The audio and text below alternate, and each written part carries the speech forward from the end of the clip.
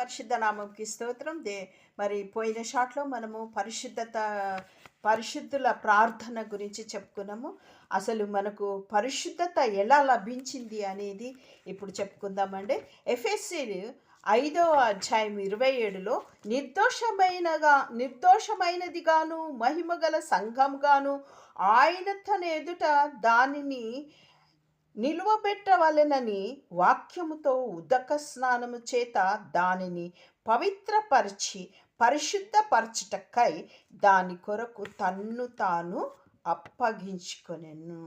అయితే నిర్దోషమైనదిగా మహిమగల సంఘముగా, అంటే సంఘము అంటే ఎవరు? విశ్వాసులు. అంటే విశ్వాసులు అంటే ఎవరు? నువ్వు నేనే. ఈ మనల్ని పరిశుద్ధపరచటానికి, నిర్దోషులుగా ఆయన ఎదుట మనల్ని నిలబెట్టడానికి. ఎందుకు నిర్దోషులుగా ఉంటేనే నిలబడగలమా? అవును, ఎందుకంటే ఆయన పరిశుద్ధుడు కనుక మనల్ని కూడా నిర్దోషులుగా చేసి పరిశుద్ధులుగా నిలబెడుతున్నాడు. ఏ విధంగా అంటే వాక్యముతో ఉదక స్నానము చేత దానిని పవిత్రపరచి పరిశుద్ధపరచుటకై దాని కొరకు తన్ను తాను అప్పగించుకొనెను. ఈ వాక్యమై ఉన్న దేవుడు, మనం ప్రకటన 19:13లో మనం చూసినట్లయితే రక్తములో ముంచబడిన వస్త్రము ఆయన ధరించుకొని ఉండెను, మరియు దేవుని వాక్యము అను నామము ఆయనకు పెట్టబడింది. ఆయనయే వాక్యము.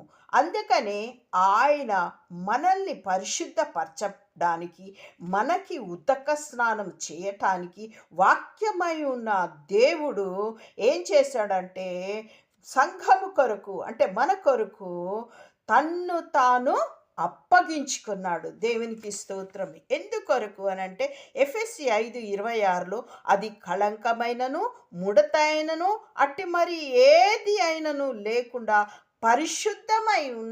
పరిశుద్ధత కలిగి ఉండటానికి మనల్ని ఆ విధంగా తన్ను తాను అప్పగించుకొని మనల్ని రక్తము కార్చి మన యొక్క కళంకమంతయు మరి ముడత అంతయు మనలో ఉన్న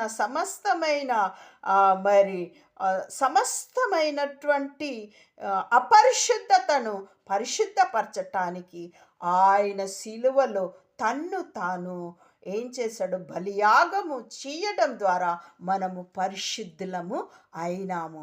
ఈ విధంగా మనము యేసుక్రీస్తు యొక్క శిలువ త్యాగం వలన పరిశుద్ధులమైన, ఆయన శిలువ యొద్దకు వచ్చి ఆయన రక్తమును విశ్వసించిన ఎడల, ఆయన బలియాగమును విశ్వసించిన ఎడల మనము పరిశుద్ధులమవుతాము, నిత్య జీవము పొందుతాము.